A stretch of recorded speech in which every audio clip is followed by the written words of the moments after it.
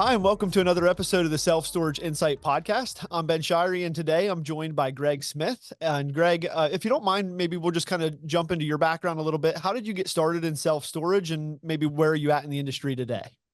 Absolutely. Well, first of all, I just want to thank you for having me on the podcast. It's a real honor. I got into self storage about 3 years ago, just passively. I thought it would be a good real estate investment to have. I came from the corporate world, working full time in the commercial banking industry, and had the time to look under the hood on the way different commercial real estate investments work, like mobile home parks, underwriting apartment complex Okay. deals, self storage. And the interesting thing part was when the environment was hot and heavy back in 2020, 21, banks would underwrite this stuff based on pro forma Hmm. and would essentially set you up for like 18 months interest only. And that would carry you to what the appraisers forecasted DSC was. So it was Right. really wild times. Like you could basically go and pick your number, and the bank would figure out a way to get you what you needed. Yeah. But on the side, for about 10 years, I was investing in single family residential duplexes, fourplexes. We got up to almost 20 units that were long term holds. Hmm. And I dabbled a little bit with like fix and flips. And I think we did two or three of those pretty successfully. And then I invested in some small LP investments in a multifamily down in Houston, Texas. But one day my wife came home and said, I want to buy a daycare with my sister. And Okay. just kind of not really thinking she would actually do it, I encouraged her to just write 10 letters to some of these single shingle places that were run out of homes near our old neighborhood. Hmm. And she found one that was really attractive. It was about 5 minutes away from where we lived and super close to a light rail line in Charlotte. And putting my real estate hat on, I was like, shoot, this would be a great investment. It's 1.36 acres. They want to sell it for about half of what it's worth.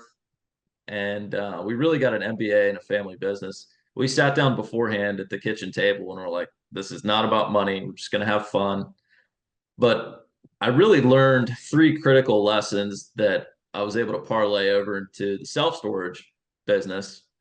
Number one, you have to be there. I Hmm. mean, when Right. customer issues come up, like you got to be Johnny on the spot. It's all about customer service. And then the other one is to minimize your HR because full-time employees are just a real challenge to deal with. And for our two facilities, they're about 50,000 net leasable square feet. Okay. And I don't know what you would call my management style. I guess it's a hybrid, but I have all Okay. the phone calls forwarded to my cell. And I think we figured out that like 75% of tenants are going to go with the first facility that acknowledges them. So if Right. they show up and there's a note on the door, they're just going to keep going down the street in Right. most scenarios. Let me, if you don't mind, if I stop and just ask another question on that, then as far as with you getting phone calls for both facilities, how much of a factor does that into if they move into your facility or not? Because I've heard numbers, the industry numbers that are put out anyway are like 80% of people are going to rent from one of the first two facilities they get a hold of, whether that's via phone or whatever. Have you found that to be a big driver in move-ins as far as answering your phone, or has it not played a big role in it? Oh, it's a huge part. So I've actually got a track phone with our second location, and 90% of the calls are spam. But Right. when you get that one prospect that bites the hook, so to Mhm. speak, you really got to sell them. Right. And the way I pitch Lake Wiley Self Storage is that we're one of the few locally owned and operated. But one of the things we've really tried to do was to invest in the SEO and put in a strong technical capability Mhm. for some of the younger tenants that are our age that don't necessarily want to deal with a Right. full-time manager. They've got the ability to pull it up on their phone, take a 30-second look, make sure the website's legit, see Mhm. the Google reviews, and give them the ability to go in, book, and pay through online, which is really what we're all shooting for, I think, Right. as owners. For sure. So So then you acquired the first facility in 2020, 2021, April mm, 2021, I think you said. How long was it then till you found the second facility, and were they related at all? yeah, so the interesting part was on the second property, those guys were actually related and introduced to me through the owners of the first one. Okay. And I had successfully gone through a conventional refinance. So on the $2.35 million purchase, I had to come up with 450,000. And the Mhm. way I did that was through a 1031 on a duplex that my wife and I had done pretty well on from an appreciation standpoint.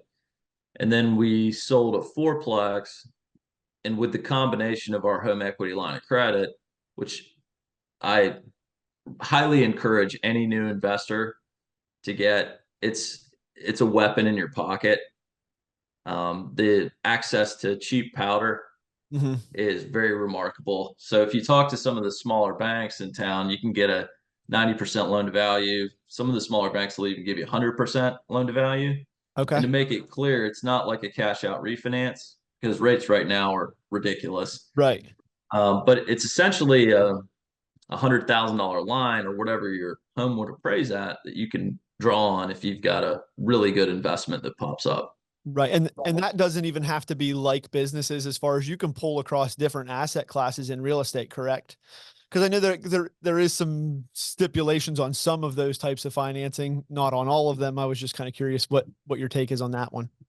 So for a home equity line of credit, you get it and it's set up for 10 years, Mhm. and the bank doesn't really have, it's not really any of their business what you're Right. using the money for. You Right. could As be long as your spending other it. home is valued at that with that equity in it. Yeah, Yeah.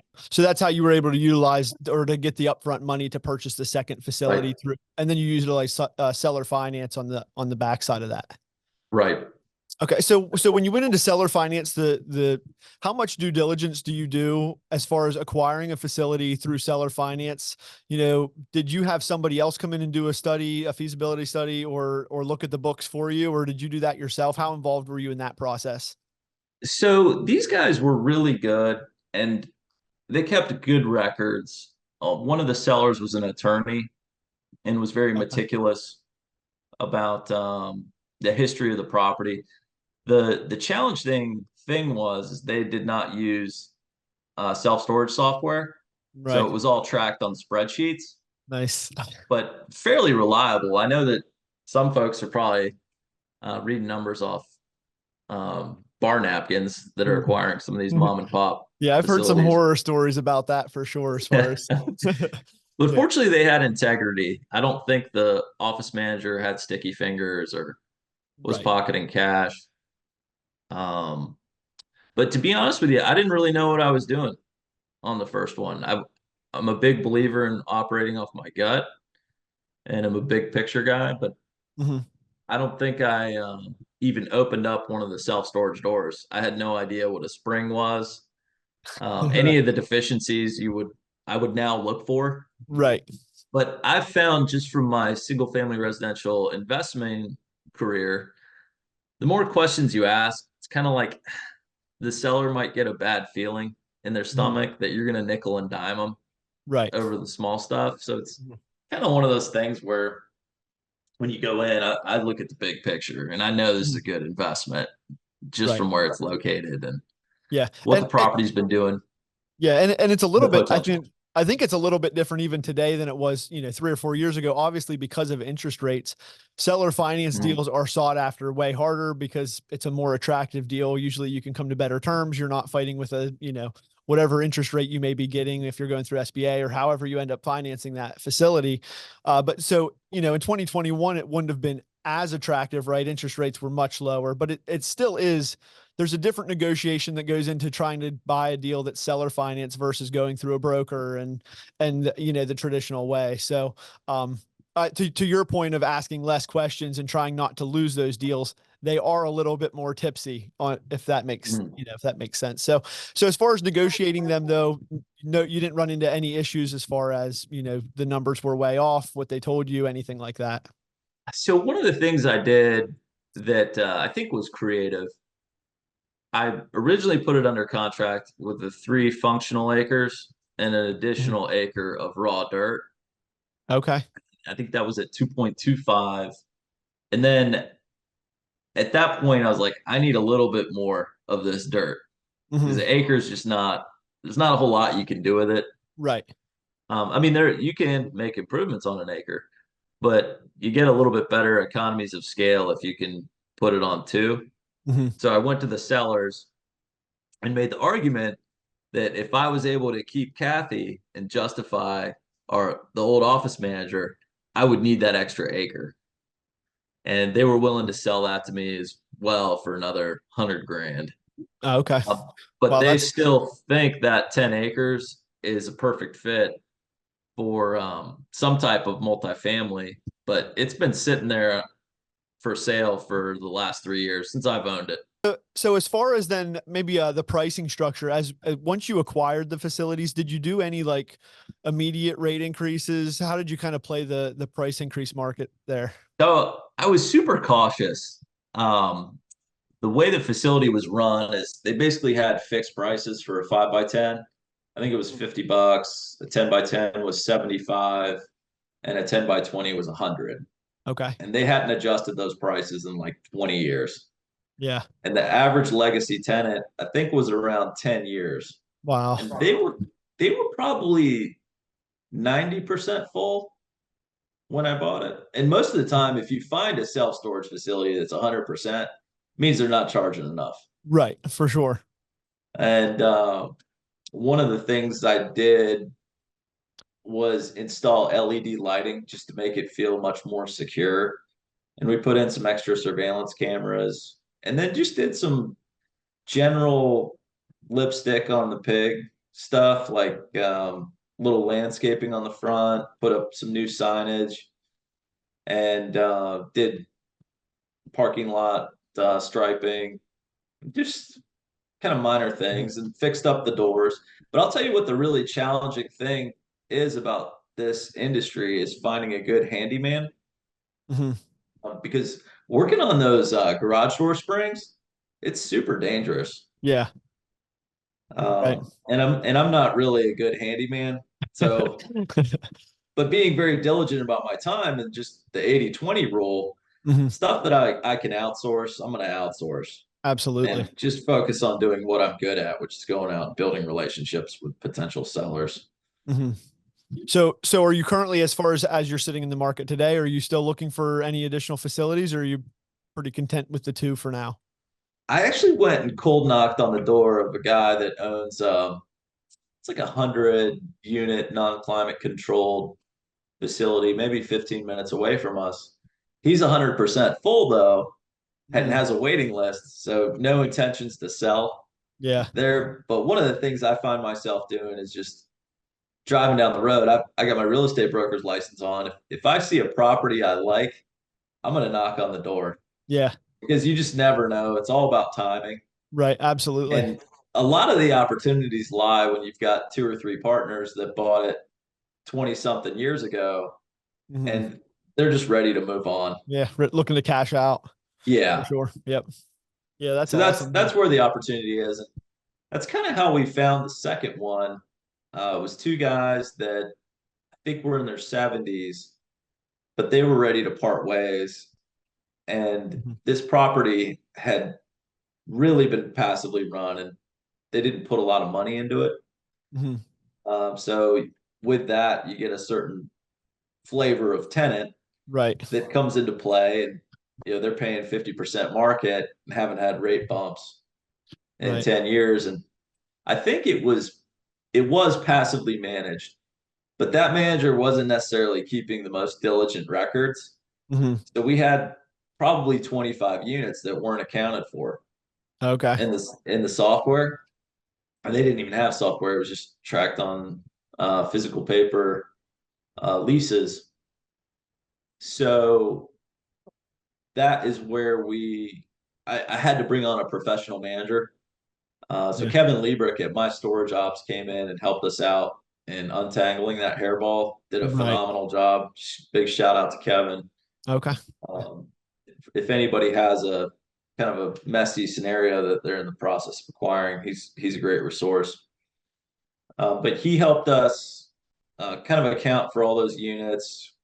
It's an interesting property too because there's a commercial piece to it where they actually lease out their front parking lot to the adjacent restaurant for like $450 a month. Okay. And then there's a 4,000 square foot warehouse that had a gymnastics tenant leasing out of it. And then a company that leases RVs. So if you wanted to take your family to the mountains or to the beach in an RV, open road RVs could help Yeah. you out. And then they also sell used cars. So that one has a nice diversification with the commercial as well. But Yeah. just talking about that commercial tenant in the warehouse, that in hindsight, we should have just evicted him Hmm. when we bought it, but it was cash flow coming in, maybe Right. 2 grand a month. And we're Yeah. still trying to like get our arms around what are we really dealing with here? Like, what did we just buy? Right. Kind What of thing. yeah. So as far as like, did you end up introducing any rate increases on the storage units, or what was your thought? So on this one, it was professionally managed, and Mhm. our manager ran it much differently than Yeah. I would have. So Okay. he comes out the gate and just doubled rates. Hmm. And it drove off a lot of the occupancy because I think when we bought it, it was like 50% occupied. Okay. And that made it go down to like, I don't know, 40%. And then speaking of just the low cost tenant base, you run into some fringy folks in there. Yeah. Um, but there were a lot of things done that were a little bit more corporate than how I would have. So when I stepped back in after we let Kathy go, our old manager, like I just handled things a lot differently with some of the legacy customers. And a lot of the folks are probably in their 70s, Mhm. 60s and 70s and they don't want to pick up their phone and like use a QR code or Right. book digital reservations and that kind of thing. So you really got to be there to help them. Yeah. But I'm just kind of figuring it out as I go. I've been on the front lines for probably 6 months. And I mean, there's so many different ways. I talked to a bunch of different people, and it seems like a lot of them do price increases differently as far as, raising a couple people's rents each month and then Right. trying to spread that out versus drive out a bunch of people at once. But yeah, a lot of these big management companies and stuff, they'll come in and say, well, if we double everybody's rent and you're at No. 50% occupancy, but you drop to 40, you're making an extra 30% gross margin, right? So Right. even though we're driving occupancy down, we're getting up to market rates. Yeah. They're doing really fast and they're ruthless about it. And that's just, they play the Yeah. game. They're there to make money. And so, yeah, it can go a lot of different ways though. So let me ask you, I guess, what was, as far as of the upgrades that you've done to your facility, which ones have had the most impact, do you feel like, on the occupancy rates, as far as, the LED lighting or the redoing the parking lots? What kind of has made the most impact where you spent money and seen an increase to the facility occupancy from that? Well, I think the biggest part is just the sign frontage, getting the LED lit sign Yeah. and getting as much eyes on it as possible to drive those leads. Hmm. Because for the mom and pop owners like myself, you got to have some kind of cash flow coming in. I'm not the wealthy U-Haul family that can just put their set price that they're looking for, which is their strategy. They're not scared of Yep. vacancy. Hmm. Like they're going to charge you $200 or whatever it is for 10 by 20. And if you don't want it, don't take it. So I kind of fall on the other side of that camp. But yeah, the LED lighting on the signs, and then just having a generally neat and clean facility. Doing the weeding goes a long way, making sure there's no trash on the Keep, property, just yeah, ensuring that there's no riffraff sure. going on. And we're very blessed, and there's not a lot of homeless people down here. I've heard stories of just nightmares of trying to deal with people living in your units and Yeah, yeah, and that's actually not that uncommon. Like, a lot of people that I've talked to have had that happen in their facility, as far as trying to get people to move out and dealing with that kind of stuff. So it happens a decent amount, a lot more than I originally thought it would when I hmm. first. involved in storage. So do you have any advice you'd give for somebody that may be interested in looking into getting into storage, but they're not invested yet in self-storage? Like one piece of advice you'd give for somebody looking to start out? Absolutely. And there's all different types of levels of risk tolerance that people have. But my first advice would be to look at getting your house in order with regards to access to capital. And I hit on the home equity line of credit Right. earlier. It's the best source of cheap powder that you've got. And my suggestion too would be to network as much as possible with brokers, with bankers, with people that are going to give you deal flow. Yeah, my suggestion would be another way to do it if you just want to dip your toe in the water, invest in a limited partnership. Find a group that's going out and buying $1 million mom and pop kind of deal and front them 25K or 50K just to get a feel for it. Yeah. And you'll get to see kind of how the sausage is made in the back as they go in and start to do the improvements on the property. And you'll just learn a tremendous amount for a relatively low cost. Hey, man, I enjoyed the conversation and having you on and kind of hearing your story and how you got into storage. And thank you for tuning in to another episode of the Self Storage Insight Podcast. We hope you enjoyed this episode. Just a quick reminder, this episode was brought to you by CC Storage. CC Storage is a no-cost property management software that allows you to pass the fees for credit card processing on to your tenants, freeing up some CapEx space for your business and helping you more efficiently run your storage facility. If you'd like to learn more about CC Storage, click the link in the description below, and we hope to see you again for our next episode.